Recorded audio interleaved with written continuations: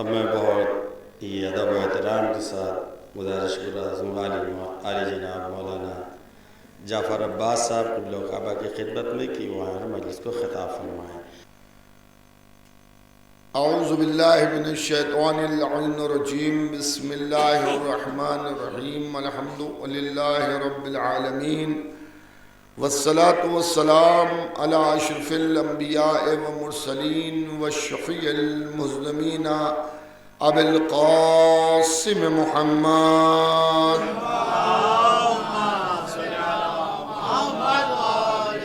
وَأَهْلِ بَيْتِهِ الطَّيِّبِينَ الطَّاهِرِينَ الْمَعْصُومِينَ الْمَظْلُومِينَ مِنْ يَوْمِنَا هَٰذَا إِلَىٰ قِيَامِ يَوْمِ الدِّينِ أَمَّا بَعْدُ فَقَدْ قَالَ رسول اللہ صلی اللہ علیہ وآلہ وسلم ذکر علی عبادہ صلوات بھیجئے۔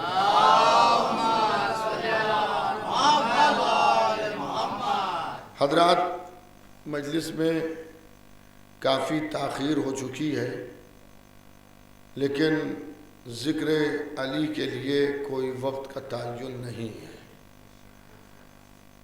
اور تاخیر کا سبب کیا ہے یہ تو میں بھی نہیں جانتا، اس لیے کہ میں بھی تقریباً 8:30 بجے سے آپ کی بستی میں حاضر ہوں، لیکن شاید جو مدعو انجمنائے ماتمی تھیں ان کے تاخیر سے پہنچنے کا سبب ہے، جبکہ عمومی طور پر ظاہر ہے ہر مومن کسی نہ کسی انجمن کا ممبر ہوتا ہے، لیکن ایک چیز آج تک میری یہ نہیں سمجھ میں آئی کہ جب انجمن کی شکل میں لوگ آتے ہیں تو مجلس اور انجمن سے محسوس ہوتا ہے 36 کا آنکڑا ہے۔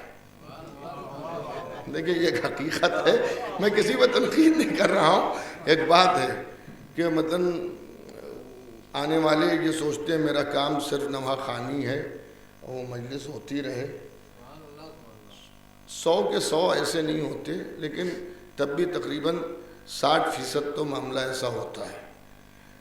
تو میں یہ سمجھتا ہوں کہ اگر مجلس اپنے وقت پر بھی شروع ہو جاتی، ہو سکتا ہے مومنین کچھ اس سے زیادہ ہو جاتے، اس لیے کہ جو مومنین مقامی ہیں، ضعیف العمر ہیں، امکان ہے تاخیر کی وجہ سے وہ اپنے گھروں سے سن رہے ہوں، تو میری گزارش بالخصوص دلدار بھائی سے یہ ہے کہ آئندہ سال مجلس آپ وقت پہ شروع کر دیجئے گا، انجمن آتی رہے گی، اس کا کام وہ کرے گی، ہمارا کام ہمیں کرتے ہیں، ایک صلوات بھیج دیجئے گا محمد والے۔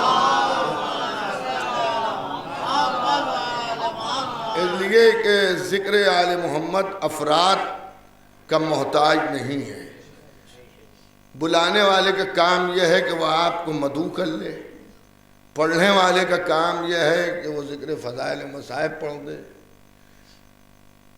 اجر دینے والے کا معاملہ یہ ہے کہ جہاں سے اجر ملتا ہے وہ مجمع پر نظر نہیں کرتے، اگر مجمع ہی کے اوپر نظر کرنا ہوتی تو امام حسین یزید سے بڑا لشکر جمع کر لیتے۔ یہاں مڑ کے دیکھنے والا حساب نہیں ہے، حق پر چلیے، مڑ کے نہ دیکھیے، اگر ایک بھی ہے تو اجر اتنا ہی ملے گا، 1000 ہے تب بھی اجر اتنا ہی ملے گا، 1,00,000 ہے تب بھی اجر اتنا ہی ملے گا، اس لیے کہ ہمارے تصور میں چھوٹی اور بڑی چیز ہوتی ہے، لیکن قدرت نے انہیں بنایا تو 14 بنائے ہیں، مگر سب ایک ہیں، اولون محمد، اوسطون محمد، آخرون محمد، کلون محمد، ایک صلوات بھیجئے گا محمد علیہ۔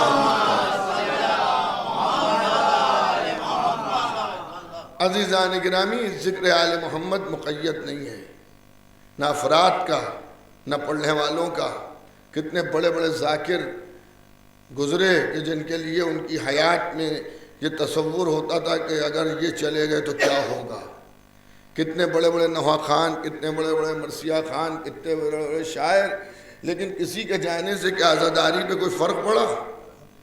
نہیں۔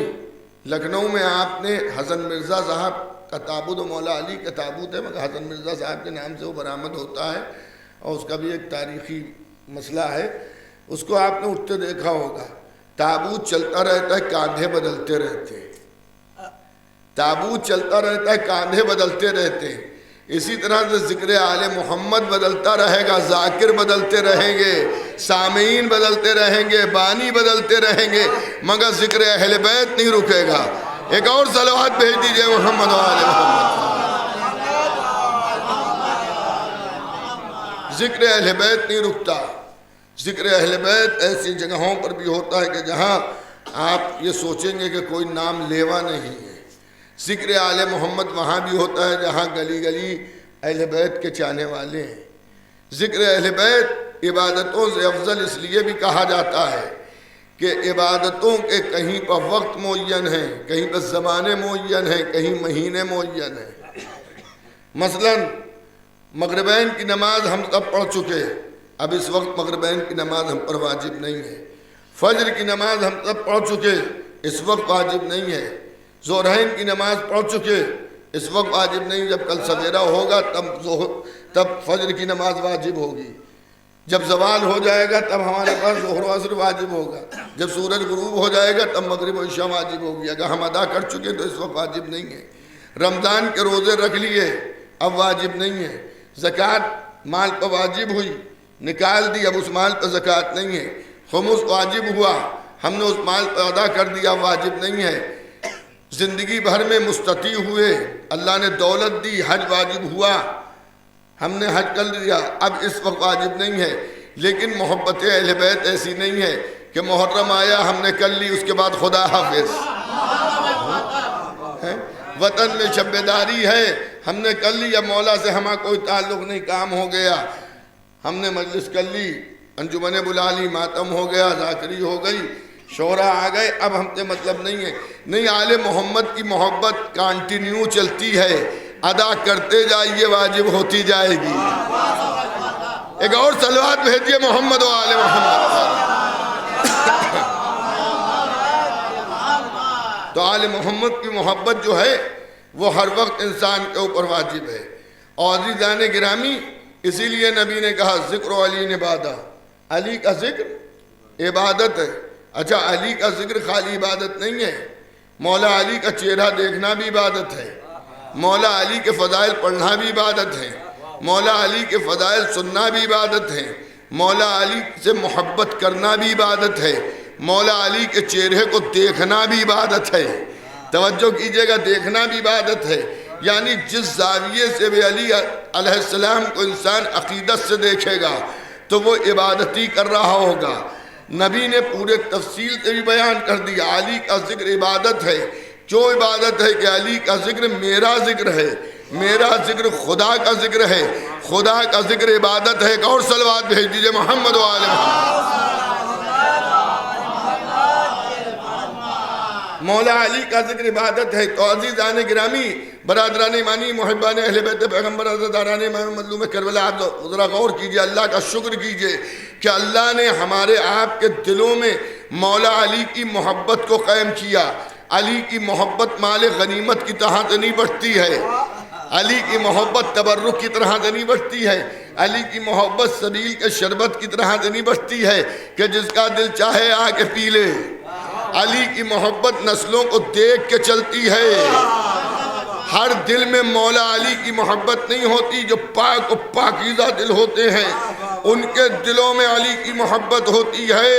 اور کیوں نہ علی کی محبت ہو، جب نام علی آئے تو گھبرانا نہیں چاہیے ہے، ڈرنا نہیں چاہیے ہے، خوف زدہ نہیں ہونا چاہیے. اللہ کا شکر ہے ہم نے ایسے کو مانا جو کعبے میں پیدا ہوا، آگوش رسول میں آیا، زبان رسول کو چوسا، توریت، زبور، انجیل، قرآن کو پڑھا.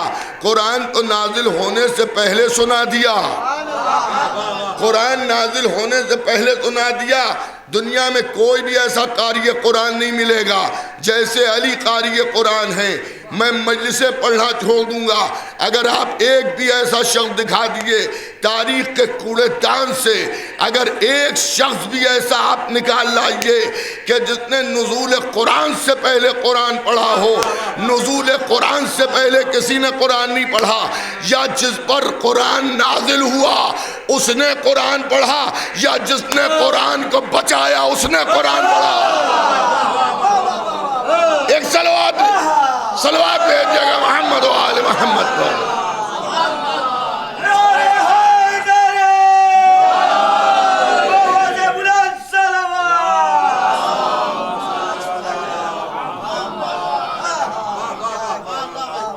توجہ کیجئے گا، قرآن یا حضور نے پڑھا یا مولا علی نے پڑھا۔ اچھا حضور کا قرآن پڑھتے ہوئے ہم نے سنا نہیں، لیکن نبی نے جب علی نے قرآن پڑھا تو نبی نے کیا کہا؟ یا علی تم نے تو بالکل ویسے ہی پڑھا جیسے میں پڑھتا ہوں۔ تو اس کا مطلب یہ ہے کہ یا تو علی نے قرآن پڑھا یا نبی نے قرآن پڑھا۔ نزول قرآن سے پہلے، قرآن نازل ہونے کے بعد بہت قاری قرآن آپ کو مل جائیں گے، لیکن نزول قرآن سے پہلے پڑھنے والے علی ہیں۔ ایک اور صلوات بھیج دیجئے محمد و آل محمد پر۔ نزول قرآن سے پہلے پڑھنے والے قرآن علی ہیں، مہر نبوت پر جانے والے علی ہیں، بستر رسول پر لیٹنے والے علی ہیں، صلح حدیبیہ کے کاتب علی ہیں، خندق کے معرکہ آرا جنگ میں علمداری کرنے والے علی ہیں، خیبر کے علم کے اٹھانے والے علی ہیں، خندق کے کل ایمان علی ہیں، بدر میں لڑنے والے علی ہیں، لاپتہ کا ترانہ جن کے لیے آیا وہ علی ہیں۔ توجہ ہے یا نہیں ہے؟ لاپتہ کا ترانہ جس کے لیے آیا وہ علی ہیں۔ اور میں کہاں تک آپ کو گنواؤں؟ فاطمہ کے شوہر علی ہیں، حسنین کے بابا علی ہیں، نصیریوں کے رب علی ہیں،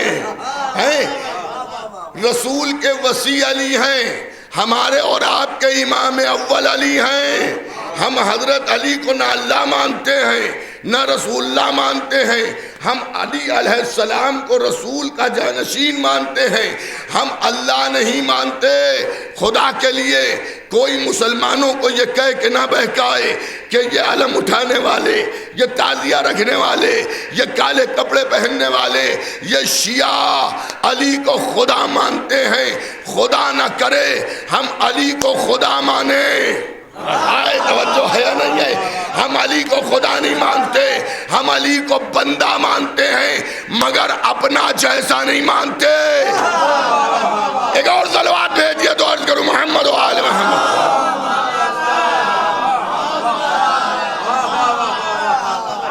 ہم علی کو خدا نہیں مانتے۔ میں ایک بات عرض کرتا ہوں، خدا ہو کر مردوں کو زندہ کرنا تعجب کی بات نہیں ہے۔ بندہ ایسا ہو جو ٹھوکر مارے تو مردہ زندہ ہو جائے، وہ ہیں علی۔ ہم علی کو اپنا جیسا نہیں سمجھتے، اللہ بھی نہیں سمجھتے، رسول اللہ بھی نہیں سمجھتے۔ ہماری اذانوں کو سن لیجئے، ہمارے کلمے کو سن لیجئے، پھر اللہ کا تصور ہمارے کا کیا ہے جو ہمیشہ سے ہے، ہمیشہ رہے گا۔ اگر ہم علی کو اللہ مانتے ہوتے، مولا علی کو، تو نہ ہم 13 رجب کو جشن کرتے، نہ 21 رمضان کو مجلس کرتے۔ بھئی ہمارے تو اللہ کا تصور ہے کہ ہمیشہ سے ہمیشہ رہے گا۔ نہ ولادت کی کوئی تاریخ ہے نہ شہادت کی کوئی تاریخ ہے۔ مولا علی کی ولادت پر خوش ہو کر، شہادت پر رو کر ہم بتاتے ہیں کہ ہم علی کو اللہ نہیں مان رہے ہیں، مگر یہ بھی نہیں کہتے کہ علی ہمارے جیسے۔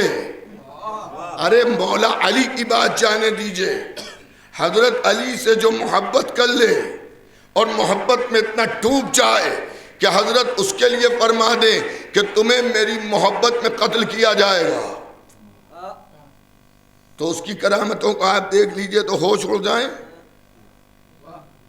میں نے پورا اشراح ابھی بمبئی میں پڑھا ہے، اصحاب امیر المومنین کے عنوان سے۔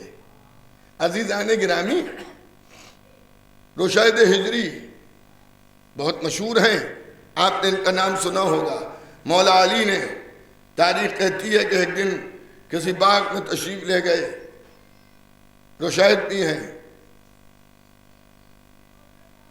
ایک کھجور کے درخت کے نیچے بیٹھے، کہا ذرا اس کھجور کے درخت کو ہلاؤ، ہلایا گیا، کھجوریں گری، کہا کھاؤ، سب نے مل کے کھجوریں کھائیں۔ اس کے بعد رشید نے کہا کہ رشید یہ بتاؤ اس کھجور کو پہچانتے ہو؟ کہ یا علی فرمائیے کیا کہنا چاہتے ہیں؟ کہ میری محبت میں تمہیں اسی پر سولی پہ چڑھایا جائے گا۔ کہ مولا آپ کی محبت پہ چڑھایا جائے گا، آپ اس سے راضی رہیں گے؟ کہا میں راضی رہوں گا۔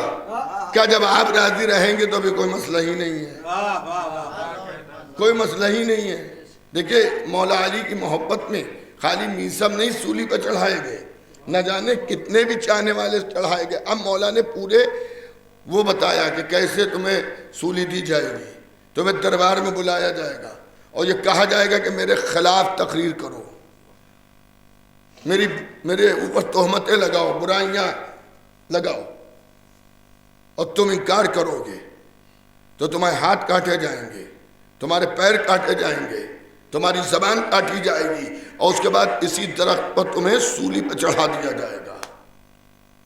کہ مولا کوئی بات نہیں، آپ کی دامن محبت ہاتھ سے نہ چھوٹے، سولی پہ چڑھا دیے جائیں، کچھ کر دیا جائے، ہمیں اس سے کوئی وہ نہیں ہے۔ تو جب مولا علی کی محبت میں اتنے ڈوب گئے تو اللہ نے انہیں کئی چیزیں عطا کی۔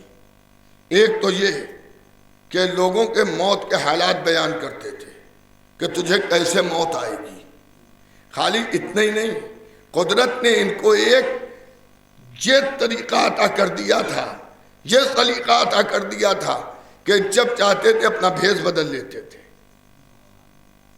لباس بدل کے نہیں، داڑھی چھوٹی بڑی کر کے نہیں، بالوں کا انداز نہیں، بس نیت کی اور بھیس بدل گیا۔ تاریخ میں ایک نام ہے کوفے میں، ابو اراکا کا بیان ہے کہ ابن زیاد نے حکم دیا رشید کو گرفتار کرو، زندہ یا مردہ جو بھی لایا اسے مال دیا جائے گا، نوازا جائے گا اسے۔ ابو اراکا کہتے ہیں کہ میں اپنے گھر کے آگے بیٹھا ہوا تھا، یہ محبان اہل بیت میں سے نہیں تھے، سو تھے دونوں کی طرف، حکومت کی طرف بھی رجحان اور ان کی بھی کوئی ظاہری ایسی مخالفت نہیں۔ کہتے ہیں میں بیٹھا ہوں، 25-30 لوگ میرے گھر کے آگے میرے پاس بیٹھے ہوئے ہیں، گفتگو چل رہی ہے، جیسے دیہاتوں وغیرہ میں آج بھی رواج ہے کہ کوئی بڑا آدمی باہر بیٹھا ہے، لوگ اسے گھیرے میں، کہ اتنی دیر میں دیکھا میں نے رشید جھومتے ہوئے چلے آ رہے ہیں، مسکراتے ہوئے، مجمع کو چیرتے ہوئے ان کے گھر میں داخل ہو گئے، ان کی سٹیاں گل ہو گئیں کہ جس کے سر کا انعام ہو وہ سب کے سامنے میرے گھر میں آ گیا تو حکومت ہمیں بھی برباد کر دے گی۔ یہ گئے اندر اور جانے کے بعد کہا آج تو تم نے قیامت کر دی، آج تو تم نے قیامت کر دی۔ کیا قیامت کر دی؟ کہ قیامت یہ کر دی کہ سب کے سامنے تم میرے گھر میں داخل ہو گئے، ابھی کوئی جا کے دربار میں خبر کرے گا اور دربار میں جا کے اطلاع جیسے دی جائے گی، سپاہی آئیں گے، مجھے بھی قتل کریں گے، تمہیں بھی قتل کریں گے۔ دیکھیے مولا علی کی بات بہت بڑی ہے، مولا علی کی محبت سچی جس کے دل میں آ جائے پھر اس کے کارنامے دیکھیے۔ انہوں نے کہا گھبراؤ نہیں، مجھے کسی نے نہیں دیکھا، مجھے کسی نے نہیں دیکھا۔ کہاں ہے آپ کو کسی نے دیکھا؟ کیسی بکواس کر رہے ہیں؟ کہ ہم جو کہہ رہے ہیں تم گھبراؤ نہیں، مجھے کسی نے دیکھا۔ کہ دیکھا ہو نہ دیکھا ہو ہم آپ کو گرفتار کرتے ہیں۔ ہاتھ پیر باندھے، ایک کمرے کے اندر بند کیا، باہر سے قلف لگایا، تالا ڈالا، چابی جیب میں رکھی، اب مجمع کے پاس پھر آئے۔ آنے کے بعد پوچھتا ہے ابو اراکا کہ یہ بتاؤ کوئی ضعیف العمر میرے گھر میں داخل ہوا؟ کہ نہیں، ہم نے تو کسی کو نہیں جاتے دیکھا۔ کئی بار پوچھا، سب نے کہا نہیں دیکھا، مگر انہیں شک یہ ہے کہ سب کے بیچ میں سے آیا ہے تو دیکھا ضرور ہوگا۔ ابھی اسے یہ نہیں معلوم کہ علی کی محبت کیا کیا دے دیتی ہے، علی کی محبت کیا کیا دے دیتی ہے۔ نشست کو برخاست کیا کہ کہیں ایسا نہ ہو ہم سے چھپا رہے ہیں، ابھی جا کے ابن زیاد کے دربار میں اطلاع کریں اور یہ کہیں کہ ہمارے کیا ایسا ایسا آدمی آیا ہے اور ہم گرفتار ہو جائیں۔ تو ایسی گرفتاری کے لیے تو بہتر یہ ہے کہ جا کے خود سے اطلاع کر دو۔ اچھا باندھ تو دیا ہے پہلے سے، تو جا کے کہہ دیں گے آئے تھے، ہم نے پکڑ لیا، باندھ دیا، سپاہی بھیجو لے جاؤ، تو وہ قتل ہوں گے، ہم بچ جائیں گے۔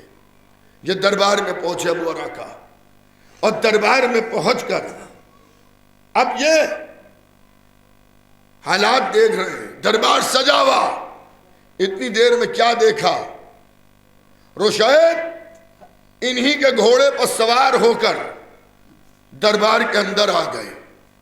لیجئے اب تو ان کی سٹیاں اور گل ہو گئیں کہ ایک تو آ گئے جہاں ان کے سر کا مطالبہ تھا، اور دوسرے گھوڑا میرا لے کے آ گئے۔ اب تو میں پھر پکڑا جاؤں گا۔ خوری نے آ کے وہاں سے پکارا عبید اللہ ابن زیاد۔ جیسے عبید اللہ ابن زیاد نے سنا، وہ دوڑتا ہوا آگے بڑھا، اس نے گلے سے لگایا، پیشانی چومی، داڑھی میں ہاتھ پھیرا، کہا بھئی خیریت ہے، کب آئے؟ کہا بس تم سے ملاقات کرنے کے لیے آ گئے تھے۔ ابو عراقہ کہتے ہیں میں پریشان ہوں کہ ان کے تو سر کا مطالبہ تھا، ان کے تو قتل کا آرڈر تھا، لیکن خود حاکم ان کا اتنا اکرام کر رہا ہے، پیشانی چوم رہا ہے۔ تھوڑی دیر کے بعد یہ پھر چلے گئے تو مجھ سے رہا نہیں گیا۔ میں نے عبید اللہ ابن زیاد سے پوچھا، ابن زیاد یہ تو بتا یہ تھے کون؟ کہا تو نہیں پہچانتا؟ کہا میں نہیں پہچانتا۔ کہا یہ ایک شام کے میرے ملنے والے تھے۔ توجہ کیجئے گا، جو کوفے آئے تھے میری خیریت پوچھنے۔ انہوں نے کہا اللہ اکبر، اب کچھ سمجھ میں آ رہا ہے کہ علی کی محبت کیا ہے۔ کہا اچھا چلیں دیکھیں۔ ابو عراقہ گھر آئے کہ رشید کو دیکھیں تو ہوا کیا؟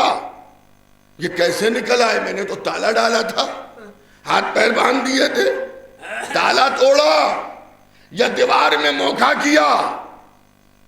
اب جو اندر پہنچے تو دیکھا تالا ویسے ہی لگا، تالا کھولا، دروازہ کھولا تو دیکھا ہاتھ پیر ویسے ہی بندھے ہوئے۔ ارے میں کیا عرض کر رہا ہوں، ہاتھ پیر ویسے ہی بندھے ہوئے، لیکن ہم مسکرا کے کہتے ہیں ابو عراقہ اب تو یقین کر لے علی کی محبت پر۔ بھئی ایک صلوات بھیجئے گا محمد و آل محمد پر۔ نہیں اس سے بہتر مل جل کے صلوات بھیجئے محمد و آل محمد۔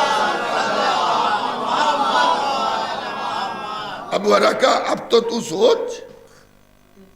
اس نے کہا آپ ہی گئے تھے دربار میں؟ کیا تجھے کون لگا؟ کہہ رہے آپ ہی تو تھے، گھوڑا میرے لے کے گئے تھے۔ کہا اب دیکھ لیا تو نے؟ اب یہ نہ سوچنا کہ اللہ نے علی کو اختیار کتنا دیا ہے۔ جس کے دل میں علی کی سچی محبت آ جائے، جب اللہ اس کو اتنا اختیار دے دیتا ہے تو جس کی محبت ہے اس کا اختیار کتنا ہوگا۔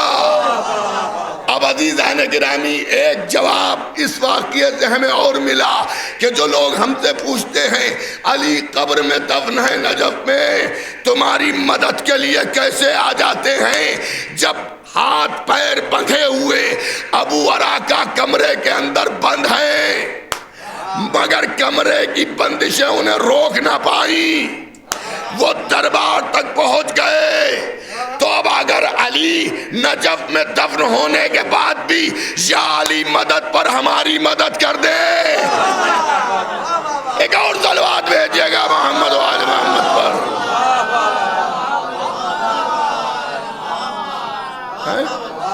تو اس میں تعجب کی کون سی بات ہے؟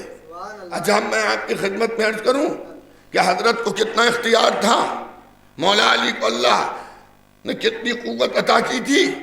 ایک دن مولا علی کے پاس کچھ لوگ آئے, کہا یا علی آپ کا چاہنے والے آپ کی بہادری کی بڑی تعریف کرتے ہیں, جب آپ اتنے بہادر ہیں تو شام کے حاکم سے جائیے اسے قتل کیجئے, آپ کو تو لشکر کی بھی ضرورت نہیں ہے. بڑی بڑی باتیں کرنے لگا. کوفے میں ہے علی, میرے مولا نے ایک ٹھوکر ماری, کہا دن لکھ, تاریخ لکھ, مہینہ لکھ, سن لکھ, اگر شام جانا ہو تو پوچھنا دربار میں کچھ ہوا. وہ سمجھ گیا کچھ تو ہوا ہے, تبھی علی کہہ رہے ہیں کہ میں نے سب لکھا. لکھنے کے بعد میں شام گیا, دربار تک پہنچا, دریافت کیا تو معلوم یہ ہوا ہاں اس تاریخ میں اس دن اس وقت حاکم اپنے تخت پر بیٹھا تھا, لیکن ایک دم سے محسوس ہوا کہ کسی نے پیٹھ پر ایک ٹھوکر ماری, اور اب جو ٹھوکر ماری تو اوندھے منہ گر گیا. آیا کہ یا علی یہ میں نے سنا وہاں جا کر کہ اب میرے اختیارات کے اوپر گمان نہ کرنا. اگر علی چاہے تو کوفے میں بیٹھ کر ٹھوکر مارے تو شام میں اثر ہو. علی کو میدان میں جانے کی بھی ضرورت نہیں ہے, اشارہ کرے زمین پھٹے لشکر غرق ہو جائے. لیکن اہل بیت اپنے اختیارات کو اس طرح سے استعمال نہیں کرتے. اللہ نے اختیار ضرور دیا ہے مگر میری مرضی اس پر رہتی ہے. ایک اور صلوات بھیجیے گا محمد و آل محمد پر. ایک اور اس سے بہتر صلوات بھیجیے محمد و آل محمد. تو عزیزان گرامی, برادران ایمانی, محبان اہل بیت پیغمبر, عزاداران امام مظلوم کربلا, اہل بیت کہ اختیارات پر گمان اور شک نہیں کرنا چاہیے. آج آپ تبرکات کو دیکھ لیجئے, جو منسوب ہو جاتے ہیں ان میں معجزے ہو جاتے ہیں. یہ عظم مبارک ہے, یہ تابوت مبارک ہے, ادا خانوں میں زریاں ہوتی ہیں, جھولے ہوتے ہیں, تعزیے ہوتے ہیں, یہ سب ہم ہی بناتے ہیں. لیکن جب ان کی طرف منسوب ہو جائے تو پھر یہ معجزہ بن جاتا ہے. یہ معجزہ بن جاتا ہے, یہ ان کے نام کا اثر ہے. لوگ کہتے ہیں گھوڑا چوم رہے ہوں, کپڑے چوم رہے ہوں, چاندی چوم رہے ہوں, پھول چوم رہے ہیں اور لوہا چوم رہے ہیں. نہ ہم کپڑا چومتے ہیں, نہ ہم لکڑی چومتے ہیں, نہ ہم سونا چاندی گلٹ اور لوہا چومتے ہیں, ہم نسبت حسین چومتے ہیں. نسبت سے عظمت ہوتی ہے, نسبت سے عظمت ہوتی ہے. یہ رومال میرا ہے, میں اس کو جس حالت میں چھوں آپ میں سے کسی کو روکنے ٹوکنے کا اختیار نہیں ہے. لیکن اگر اسی رومال کے اوپر ہم قرآن کی آیتیں لکھ دیں, اب اگر بغیر وضو کے چھوئیں گے تو آپ ٹوکیں گے, اگر میں اس سے منہ پوچھوں آپ کہیں گے بھئی اب احترام کیجئے, اس میں قرآن کی آیت لکھی ہے. تو رومال میرا, کل تک میں چھو رہا تھا, پوچھ رہا تھا, پوچھ کے پھینکے دے رہا تھا, کسی کو کوئی اعتراض نہیں تھا. لیکن جہاں اس میں قرآن کی آیتیں لکھی گئیں, اب ہر مسلمان اس کا احترام کر رہا ہے. قرآن لکھا ہے, قرآن لکھا ہے, قرآن لکھا ہے, تو رومال کا احترام نہیں ہے, آیات قرآنی کا احترام ہے. کپڑے کا احترام نہیں ہے, لوہے کا احترام نہیں ہے, لکڑی کا احترام نہیں ہے, یہ نسبت حسین کا احترام ہے. یہ امام حسین کی نسبت کا احترام ہے. اس کو کھیل تماشا نہ سمجھیے, اس کا مذاق نہ اڑائیے, یہ نسبت ہے. ذوالجناح عام طور سے ایک بات آپ نہیں کہتے, دوسرے کہتے ہیں. گھوڑا ہے تو چوم رہے, گھوڑا ہے تو چوم رہے, گھوڑا ہے تو چوم رہے. ہم نہ گھوڑے کے چومنے کے عادی ہیں, ورنہ روز ہم گھوڑے چومتے. لیکن جب وہ ذوالجناح کی شبیہ بن کے آتا ہے تو ہم چومتے ہیں. جب وہ ذوالجناح کی شبیہ بن کر آتا ہے تو ہم چومتے ہیں. اور اللہ نے, آپ اسی ہندوستان پہ دیکھ لیجئے, کلکتے وغیرہ جائیے, آپ دیکھیں کہ ہندو عورتیں جب ذوالجناح برآمد ہوتا ہے تو ذوالجناح کے پیر دھوتی ہیں. کاہے سے؟ دودھ سے. یہ کیا ہو رہا ہے کہ یہ دودھ ہم اپنے بیمار بچوں کو پلاتے ہیں. تو اللہ انہیں شفا دیتا ہے. توجہ کیجیے گا. تو یہ کیا چیز دے رہی ہے شفا؟ یہ گھوڑے کے پیر نہیں شفا دے رہے ہیں، یہ نسبت شفا دے رہی ہے کہ اب یہ گھوڑا نہیں ہے بلکہ یہ حسین کی سواری کے گھوڑے کی طرح منسوب ہو گیا ہے. تو اب قدرت اس کے ذریعے بیماروں کو شفا دے گی. لوگ علم تابوت تعزیے کے سامنے جا کے دعائیں مانگتے ہیں، اللہ ان کی دعاؤں کو قبول کرتا ہے، ان کی منتیں پوری ہوتی ہیں. آپ دیکھیں بڑے بڑے شہروں میں روز ماشاءاللہ علم مبارک کی تعداد بڑھ رہی ہے. پوچھئے کوئی بچہ علم اٹھا رہا ہے، کیوں اٹھا رہا ہے؟ شوقیہ اٹھا رہا ہے. ماں باپ کہیں گے نہیں ہم نے منت مانی تھی، بیمار ہو گیا تھا کہ صحیح ہو گیا، ٹھیک ہو گیا تو ہم علم اٹھائیں گے.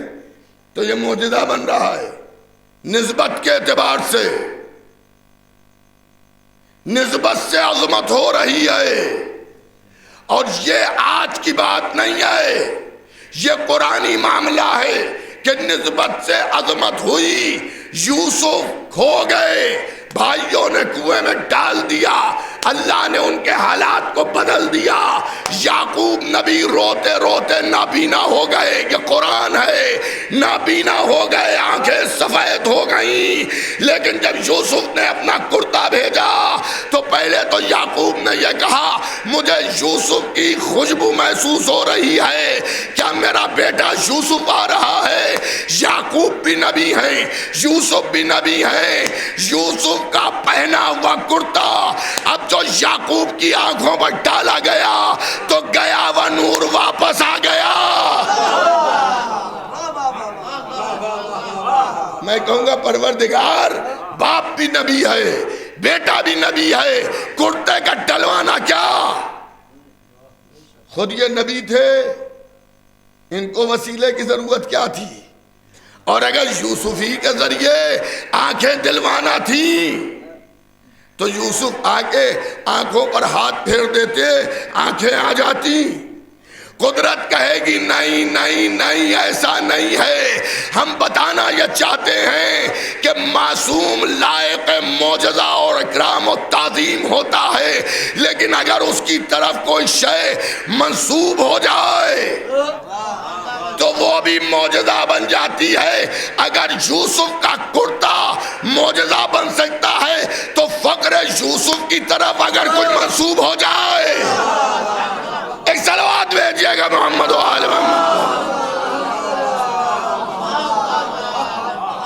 تو وہ منسوب وہ قابل تعظیم و اکرام نہیں ہے.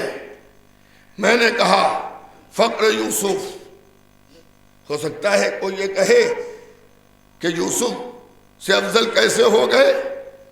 یوسف کی محبت میں انگلیاں کٹی تھی. یاد ہے نا آپ کو کہ جب جناب یوسف کی تسبیح زلیخا پڑھ رہی تھی اور یوسف یہ کہہ رہے تھے کہ میں نبی، اپنی نبوت کا اعلان یوسف نے نہیں کیا ہے، خاموش ہے یوسف. لیکن زلیخا یوسف کی تصویر پڑھ رہی ہے. اس نے کہا اچھا اگر تمہیں اعتراض ہے، اگر تمہیں اعتراض ہے تو کل ہم یوسف کو لائیں گے. دیکھنا یوسف لائے، مجھے وہ تفصیلی ذکر نہیں کرنا ہے. یوسف لائے گئے، چھریاں چلی، انگلیاں کٹی. سہیلیوں نے کٹی ہوئی انگلیوں کو دیکھ کے ایک بات کہی کہ ہاں یوسف ہیں ایسے کہ جن کی محبت میں انگلیاں کٹ جائیں پتہ نہیں چلتا.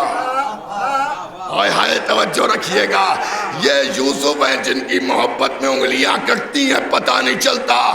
یہ فقر یوسف ہیں جن کی محبت میں گلے کٹتے ہیں پتہ نہیں چلتا. رشید ہجری جن کا بھی میں نے ذکر کیا، جب ان کے ہاتھ پیر کاٹ دیے گئے، باہر پھینک دیا گیا دربار سے، بیٹی اپنے گھر لے گئی. لوگ محلے والے پڑوسی دیکھنے آئے سب نے افسوس کا اظہار کیا، تو انہیں فرمایا افسوس کرنے کی ضرورت نہیں ہے، کاغذ و قلم لاؤ تاکہ میں کچھ ذکر علی کی حدیثیں لکھوا دوں۔ توجہ کیجئے گا، ہاتھ پیر کٹے میں، نہ ہاتھ ہے نہ پیر ہے، خالی زبان ہے۔ بیٹی نے کہا اس عالم میں دیکھ کر باپ کو کہ بابا آپ کو اذیت بہت ہوئی ہوگی، تکلیف ہو رہی ہوگی۔ مسکرا کے ارشاد میں کیسی باتیں کر رہی ہے، علی کی محبت میں میرے ہاتھ پیر کٹے ہیں، مجھے اذیت نہیں ہے، مجھے تکلیف نہیں ہے۔ دیکھیں یہ تو انسانوں کی بات ہے۔ جب جناب سلمان محمدی نے مولا علی سے کہا تھا کہ ابراہیم والا معجزہ دکھائیے، وہ پرندوں والا،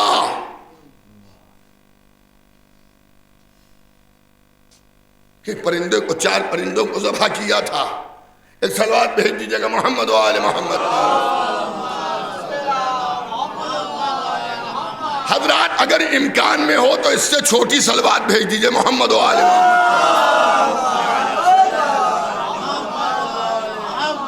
آپ کی صلواتیں تو واقعاً ایسی ہیں کہ جیسے 8:30 بجے روزہ افطار کا وقت ہو اور 7:45 بج رہا ہو۔ ارے بلند تر صلوات بھیجئے محمد و آل محمد۔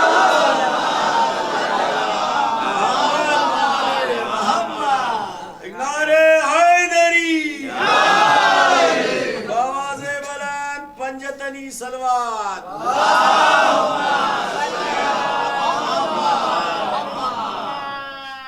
بس عزیزان گرامی، پرندے جب 4 پرندے ذبح ہوئے اور ان سے یہ پوچھا سلمان نے کہ اذیت ہوئی یا نہیں، تو ان پرندوں نے کیا کہا؟ انہوں نے کہا کیسی باتیں کرو، علی کی آواز پر آئے ہیں، چھری چلی تو یہ تو فطرت ہے، مگر احساس نہیں ہوا، احساس نہیں ہوا۔ تو یہ آل محمد کی محبت ہے، جس میں احساس نہیں ہوتا۔ اور اس کا ثبوت تو آپ کی آبادیوں میں قمع و زنجیر کرنے والوں کو آپ نے خود بھی اگر کی ہوگی تو آپ کو محسوس ہوا ہوگا کہ آدمی کی ایک پور کٹ جاتی ہے تو انگلی پکڑ کے بیٹھ جاتا ہے، لیکن اتنی بڑی تلواریں سروں پر لوگ مارتے ہیں، بڑی بڑی چھریاں پیٹھ پر مارتے ہیں، دوسرے سال روکا بھی جاتا ہے تو نہیں رکتے ہیں۔ بھئی ٹھیک ہے، اب کی کے دھوکے میں ہم نے کر لیا، اب اگلے سال سے ہم دور بھاگیں گے، لیکن اگلے سال اگر کوئی روک رہا ہے تو نہیں رک رہے ہیں۔ اگر اب کی کے گہری قمع لگ گئی تھی تو لوگ کہیں دیکھئے اتنی گہری قمع نہ ماریے گا، مگر پھر آدمی قمع ہاتھ میں لیے ہوئے ہیں۔ تو یہ کیا ہے؟ یہ ہے محبت علی، یہ ہے محبت حسین۔ اور رات کے تقریباً 12:30 بج رہے ہیں، 12:15 ہو رہے ہیں تقریباً۔ عزیزان گرامی، میں ایک بات آپ کی خدمت میں عرض کروں،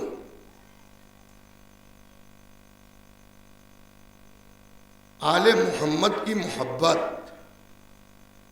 کا ہم جتنا بھی شکریہ ادا کریں پوری عمر کٹ جائے گی، مگر آل محمد کی محبت کا شکریہ نہیں ادا کر سکتے۔ اس کا احساس تو انسان کو مرنے کے بعد ہوگا۔ دیکھیے ہم تو بہت آسان زمانے میں پیدا ہوئے ہیں، نہ ہمارے گلے کٹ رہے ہیں۔ کبھی 5-10 کروڑ شیعوں میں اگر ہندوستان میں 2-4 نام اہل بیت پر مار دیے جاتے ہوں تو یہ 0% کا معاملہ ہے۔ نہ ہمارے گھر اجڑتے ہیں، نہ ہمارے بچے ہماری گودوں میں ذبح ہوتے ہیں، لیکن کل عالم کیا تھا؟ محبت آل محمد پر پورے خاندان ختم کیے جا رہے تھے۔ یہ تو بہت ہم آسانی سے کہتے ہیں، ہم ہوتے کربلا میں، ہم ہوتے کربلا میں، یہ تو کہیے 1400 برس بعد کہہ رہے ہیں ہم، اگر ہم ہوتے تو کیا ہوتا یہ تو اللہ ہی بہتر جانتا ہے، یہ تو اللہ ہی بہتر جانتا ہے۔ آج ہمیں نام حسین پر کھلایا جاتا ہے، بلایا جاتا ہے، میزبانی کی جاتی ہے، شکریہ ادا کیا جاتا ہے۔ اس پر بھی ہر آدمی اپنے دل سے خود پوچھے کہ وہ کتنی محبت اور جذبے میں آتا ہے۔ یہ ہم آپ کے لیے نہیں بیان کر سکتے، آپ ہمارے لیے نہیں بیان کر سکتے، جبکہ آج بھی جو کچھ ہے وہ امام حسین کا صدقہ ہے۔ امام حسین کو محنت کر کے سوچئے تو کہ ہماری قوم پاس کیا ہے۔ اگر آپ امام حسین پر کچھ خرچ کر رہے ہیں، ہم آپ امام حسین پر کچھ خرچ کر رہے ہیں، تو یہ احسان نہیں ہے امام حسین پر، اس سے زیادہ امام حسین ہمیں سال میں عطا کر دیتے ہیں۔ بس ایک واقعہ سن لیجئے اور اس کے بعد مجلس تمام ہو جائے۔ ایران میں ایک شہر ہے کرمانشاہ، وہاں کا ایک واقعہ ہے۔ ایک شخص بیمار،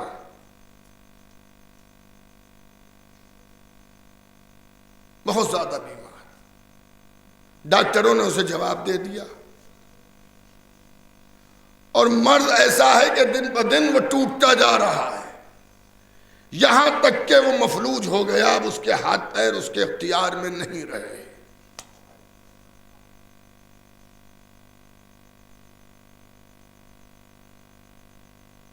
محرم آنے سے 2 دن قبل، یہ اس سال کی بات نہیں ہے، پرانی بات ہے، اس کی ماں اسے گھر لے کے آ گئی، اس کی ماں اسے گھر لے کے آ گئی۔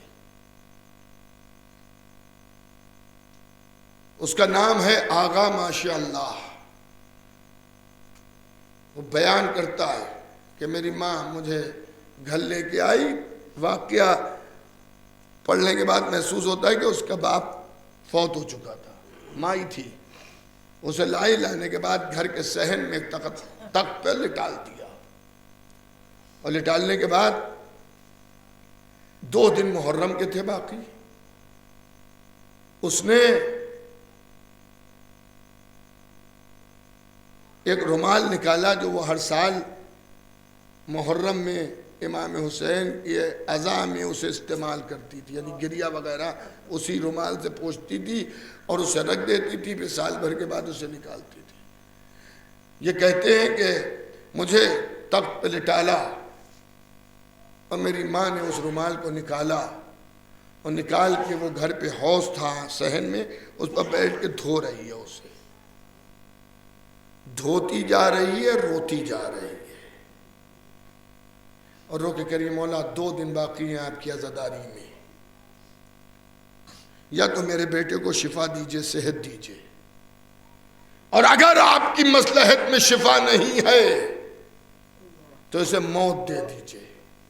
یا آغا ماشاءاللہ کہتے ہیں کہ میں نے سنا، مجھے بھی رونا آ گیا کہ میری ماں مجھ سے اتنی عاجز ہو گئی ہے کہ میری موت کی دعا مانگ رہی ہے۔ اتنی دیر میں اس نے وہ رومال دھو لیا، رومال کو دھو کے اس نے پھیلایا، پھر میری ماں نے مجھے اٹھایا، اور اٹھانے کے بعد مجھے سرداب تہ خانے میں جو گھر کا تھا اس میں لٹال دیا۔ میں رو رو کے اپنے مولا حسین سے دعا کرنے لگا، مولا میری ماں اتنی مجبور ہو گئی، مولا واقعا 2 دن بعد آپ کی عزاداری کے دن آ رہے ہیں، اگر مجھے شفا نہیں ہونا ہے تو مجھے موت آ جائے، اور اگر آپ مجھے شفا دے دیجئے گا تو میں 10 دن آپ کے عزاداروں کو کھانا کھلاؤں گا، جو اس نے منت مانی۔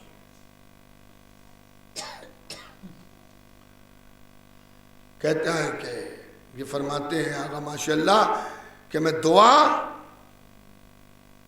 مانگ رہا تھا، اتنی دیر میں مجھے محسوس ہوا کہ کوئی سرداب میں اتر رہا ہے، کوئی اتر رہا ہے سرداب میں۔ میں سوچنے لگا ابھی تو میری ماں مجھے لٹال کے گئی ہے، اب کون اتر رہا ہے، کہ اتنی دیر میں دیکھا کہ کوئی نور پھیل رہا ہے۔ میں گھبرایا اور ڈرا، اتنی دیر میں نے دیکھا کہ ایک نورانی شخصیت میرے سامنے کھڑی ہے۔ میں نے کہا آپ کون ہیں؟ گھبراؤ نہیں، جسے پکار رہا تھا میں وہی۔ توجہ کیجیے گا. اسے میں اس لیے عرض کر رہا ہوں کہ ذکر آل محمد ہو یا عزاداری ہو، اسے عاجزی سے مت کیجیے. رات کے 2 بجے عزاداری ہو یا دن کے 2 بجے ہو، آپ کی توجہات ویسی ہونا چاہیے، اس لیے کہ امام حسین آپ سے غافل نہیں ہیں. میں پڑھ رہا ہوں، آپ سن رہے ہیں، لیکن مولا حسین اس سے زیادہ اچھی طرح سے مجھے دیکھ رہے ہیں جتنی اچھی طرح سے آپ دیکھ رہے ہیں. آپ وہی سن رہے ہیں جو میری زبان سے ادا ہو رہا ہے.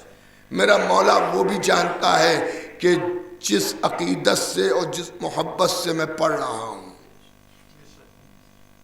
آپ کو میں دیکھ ضرور رہا ہوں، لیکن کس نیت سے آپ بیٹھے ہیں اس سے میں واقف نہیں ہوں، لیکن آپ کا آقا آپ کی نیتوں سے بھی واقف ہے.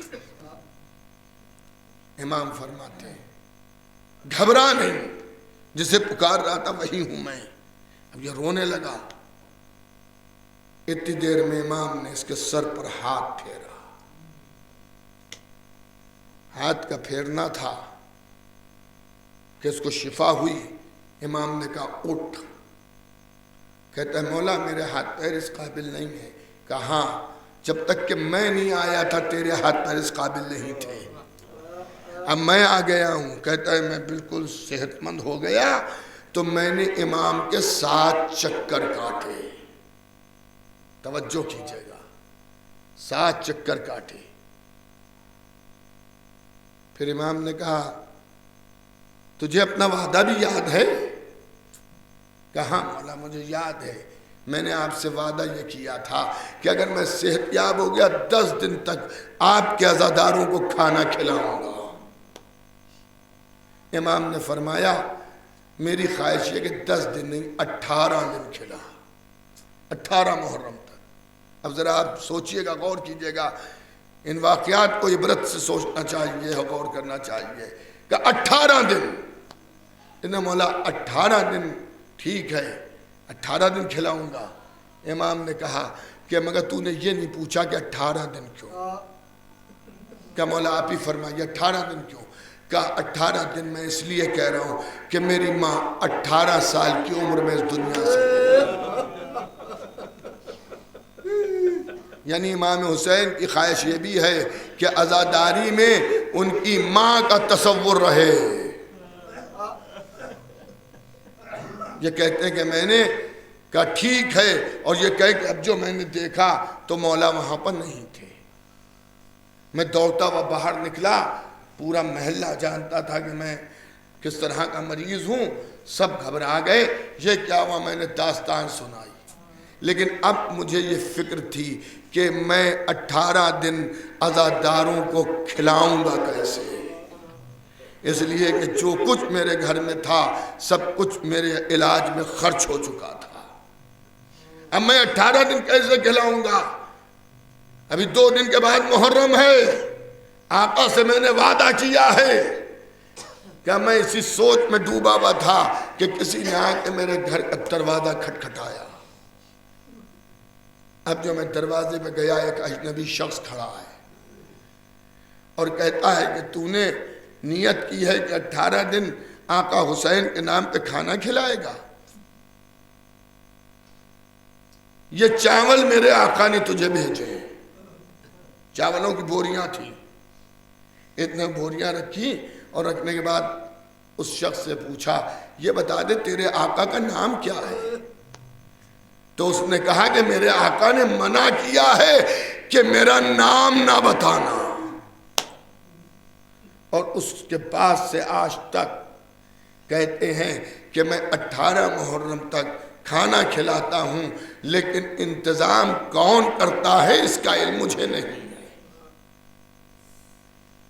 یہ ہے یہ بیت پیغمبر، یہ ہے امام حسین، یہ ہے امام حسین کی عزاداری. اور یہی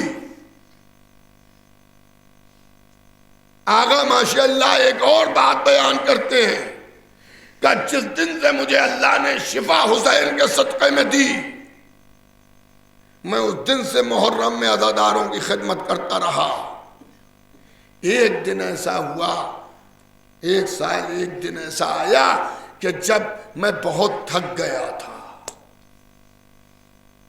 تو گھر کے باہر سبیل تھی، میں سبیل کے میز پر یا تخت پر جو بھی لگا ہوا تھا اس پر میں یہ سوچ کر تھوڑی دیر لیٹ گیا کہ ابھی اٹھوں گا تو عزا خانے میں جھاڑو دوں گا، مجلس کا وقت ہے، مجلس ہوگی۔ کہ اتنی دیر میں نے خواب میں دیکھا کہ میرے آقا حسین آئے ہیں جنہی نے مجھے شفا دی تھی، اور آگے کہہ رہے ہیں آقا آج تھک گئے، سو گئے، عزا خانے کو صاف نہیں کرو گے، مجلس کا وقت قریب ہے، عزادار آنے والے ہیں۔ یہ کہتے ہیں کہ میں چوکا اور اٹھا اور میں نے چاہا کہ جھاڑو لے کر عزا خانے کو صاف کریں تو مجھے جھاڑو وہاں پر نہیں ملی جہاں پر رکھی رہتی تھی۔ میں اس کو ڈھونڈنے کے لیے اب جو عزا خانے میں گیا تو میں نے کیا دیکھا کہ میرا آقا زمین کو صاف کر رہا ہے۔ بس عزاداروں، امام حسین آپ کے عزا خانوں میں آتے ہیں، آپ پر نظر رکھتے ہیں، تو عزاداری میں سستی نہیں ہونا چاہیے، عزاداری میں زبردستی نہیں ہے، کسی کو باندھ کے نہیں بٹھالا گیا ہے، کسی کو زبردستی کھینچ کے نہیں لایا گیا ہے، محبت حسین لے کے آئیے،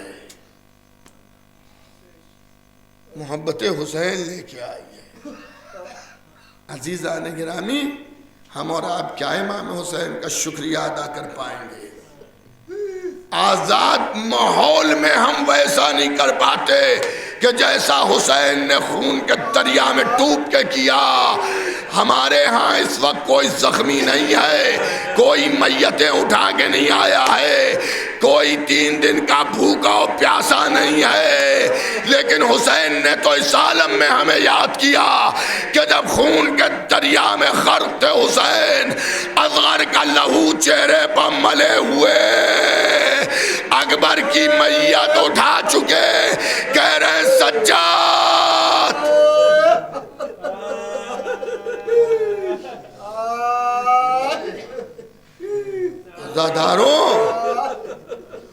عزاداروں، بچپنے سے آپ نے سنا ہوگا کہ حسین نے آخری وقت یہ کہا کہ میرے شیعوں کو میرا سلام کہہ دینا، اور شرط وفا یہ ہے کہ جب ٹھنڈا پانی پیئیں تو میری پیاس کو یاد کر لیں۔ مجھے اس طرح سے پامال کیا گیا کہ جس طرح سے چکی کے 2 پارٹوں میں گندم پیس دیا جاتا ہے، جب کسی غریب الوطن کے مرنے کی خبر سنے تو میری مصیبتوں کو یاد کر کر کے رو لے، اور سجاد یہ بھی کہہ دینا کہ جب میری مصیبتیں سنیں تو اپنی آوازوں کو بلند کر کر کے روئیں، اس لیے کہ مجھے رولا رولا کے مارا گیا۔ بس عزاداروں، مجلس تمام ہو گئی۔ آج کی شب بعض علاقوں میں، بعض روایتوں میں یہ ہے کہ شب شہادت امام علی رضا بھی ہے۔ 17 صفر بعض جگہوں پر امام علی رضا کی شہادت کی تاریخ بھی منائی جاتی ہے۔ تو آئیے 2 جملے آپ کی خدمت میں امام علی رضا کی مصیبت کے بھی عرض کر دیں۔ اے عزاداروں، ہر امام نے حسین کی عزاداری کی۔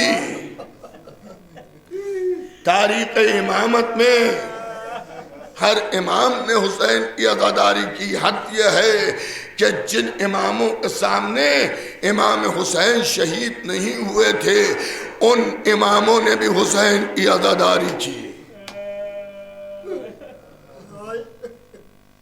8ویں امام کا زمانہ ہے، دیبل آئے ہیں، دیبل مرثیہ کہہ کے لائے ہو۔ دیبل کہتے ہیں مولا یہ کیسے ممکن ہے کہ ہم محرم میں آئیں اور آپ کے جد کے لیے مرثیہ نہ کہہ کے لائیں؟ لائے ہیں مرثیہ، امام نے کہا مرثیہ پڑھو. مجلس کی اہمیت کو امام نے واضح کیا. نہیں دیبل زمین پر بیٹھ کے نہیں، ممبر پر بیٹھ کے مرثیہ پڑھو. جناب دیبل گھبرا گئے کہ مولا آپ کی موجودگی میں ممبر پر بیٹھوں؟ آپ صاحب ممبر ہیں. کہ یہ تمہارا شرف نہیں ہے، یہ حسین کی مجلس کا شرف ہے، ذکر کا شرف ہے. دیبل بیٹھ گئے، مرثیوں کو پڑھنا شروع کیا.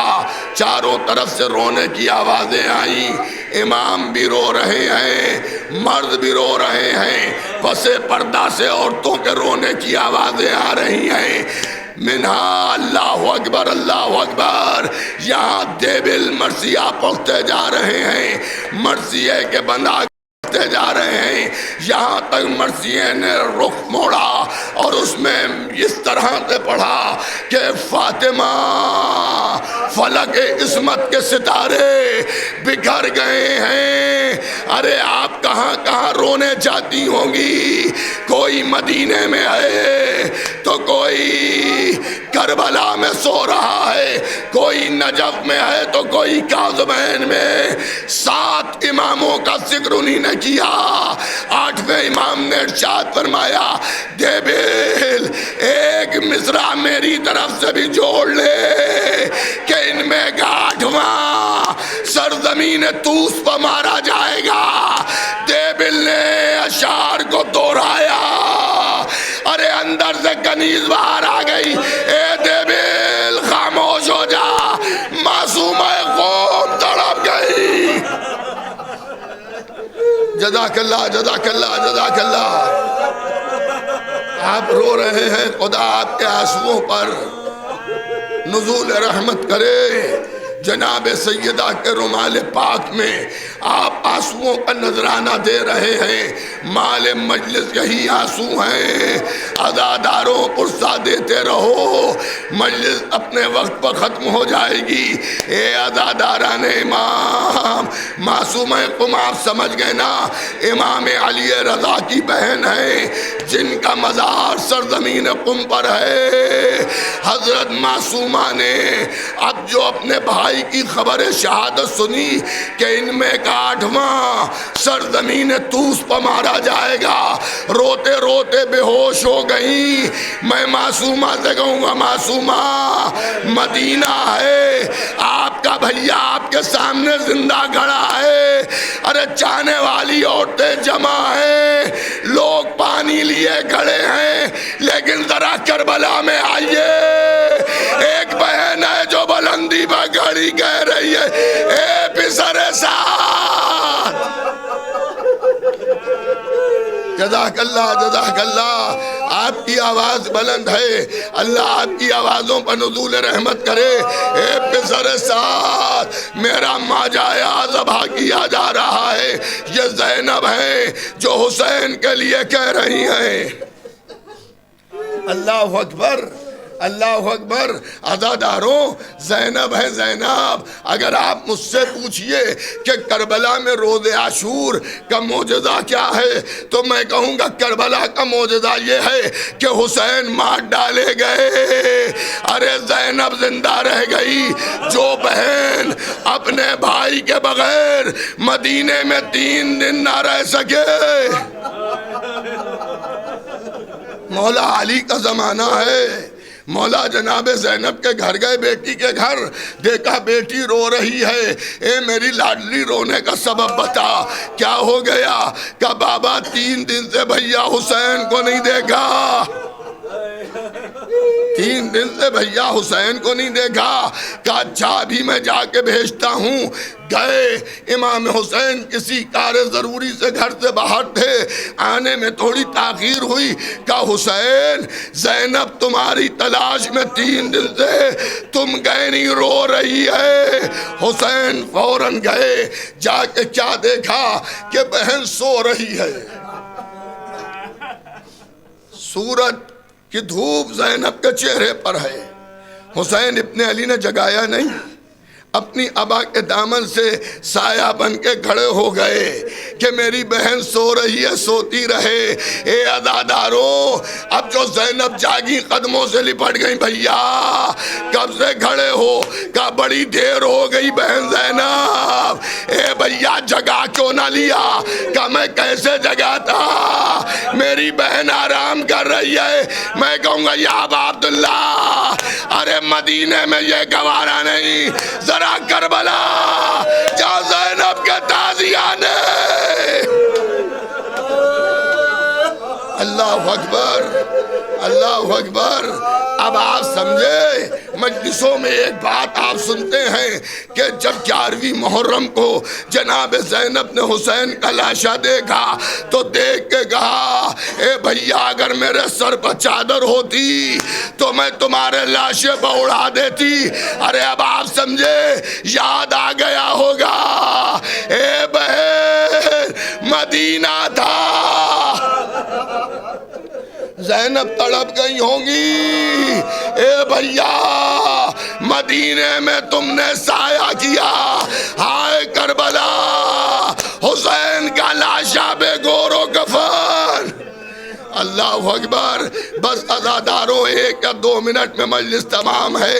روز عاشور جب جناب زینب نے دیکھا کہ زمین کربلا پر حسین کا لاشا پامال ہو چکا، ارے شام غریبہ کے اندھیرے میں لاش حسین کی طرف بڑھی، زمین سے ٹکڑوں کو اٹھایا، آسمان کی طرف بلند کیا، اے پروردگار یہ ہدیہ میری ماں کی طرف سے ہے۔